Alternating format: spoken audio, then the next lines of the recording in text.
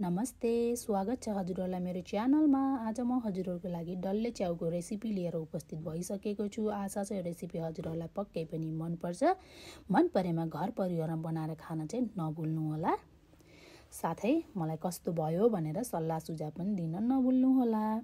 यो बनाउनको लागि मेन चाहिने सामग्रीहरू मैले स्क्रिनमा देखाएँ के चाहिन्छ भनेर।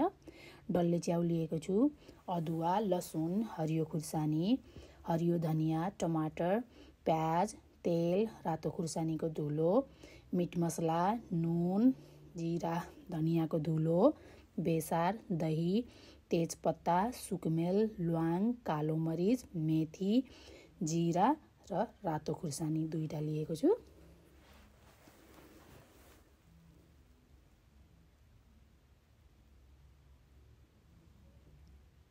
सर्वप्रथम हामीले चाहिँ डल्ले च्याउलाई चाहिँ म्यारिनेट गर्नुपर्ने हुन्छ। मैले चाहिँ म्यारिनेट गर्नलाई राम्रोसँग डल्ले च्याउ सफा गरेर काटिसकेको छु, हेर्न सक्नुहुन्छ हजुरहरूले।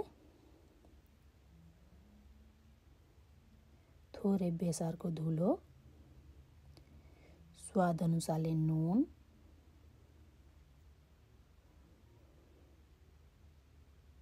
खुर्सानीको धुलो, मिट मसला 1 चम्चा जति राखेको छु र दही राखेर सबलाई राम्रोसँग मैले मोले। यसरी मोल्नु भयो भने चाहिँ डल्ले च्याउको स्मेल चाहिँ आउँदैन। र 5-10 मिनट जति म्यारिनेट गरेर मैले साइडमा राखिदिएँ। साथै एउटा फराकिलो प्यान लिएको छु र त्यसमा तेल राखिदिएँ। अलि धेरै तेल राख्नु होला। मेथीको गेडा फुराउनको लागि राखिदिएँ।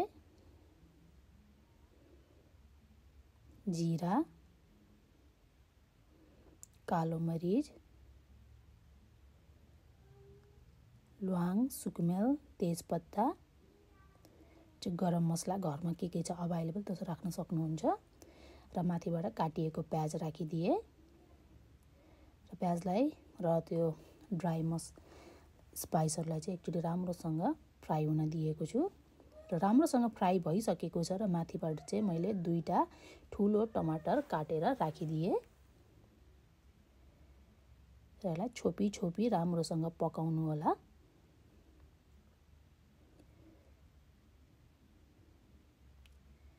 टमाटर पनि गल्न थालिसक्यो र टमाटर गलिसके पछाडि माथिबाट लसुन अदुवाको पेस्ट राखिदिएँ। यसरी हजुरहरूले डल्ले च्याउ बनाएर खानुभयो भने चाहिँ ठ्याक्कै मासुको टेस्ट आउँछ।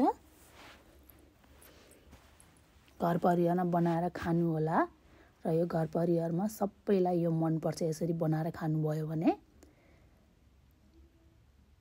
र माथिबाट म्यारिनेट गरिएको डल्ले च्याउलाई त्यसमाथि राखेर राम्रोसँग मिक्स गर्नुहोस्। मैले हाई फ्लेममा यसलाई 5 मिनट जति पकाएको छु।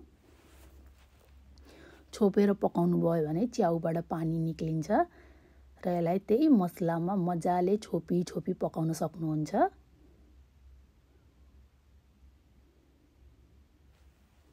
हजुरहरू मेरो च्यानलमा नयाँ हुनुहुन्छ भने प्लिज मेरो च्यानललाई सब्स्क्राइब गर्न चाहिँ नभुल्नु होला। र राम्रोसँग पाक्न थालिसक्यो हाम्रो डल्ले च्याउ र माथिबाट चाहिँ मैले जिरा धनियाको धुलो र स्वाद अनुसारले नुन राखिदिएँ।